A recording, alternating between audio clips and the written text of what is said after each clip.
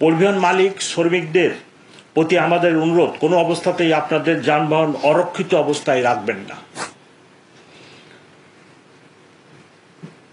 কেননা গত 2 দিনে যে সকল যানবাহন, বিশেষ করে বাসে যে আগুনের ঘটনা ঘটেছে, অধিকাংশই রাত্রে রাস্তায় পার্ক করা ছিল এবং এই বাসের নিরাপত্তা দেওয়ার জন্য কোনো লোক ছিল না। যদিও আমি গতকাল এবং গতকালের আগে গত পরশুদিন বাস মালিক এবং শ্রমিক নেতাদের রিকোয়েস্ট করেছি যে আপনারা বাস পাহারা দেওয়ার জন্য ব্যবস্থা গ্রহণ করবেন।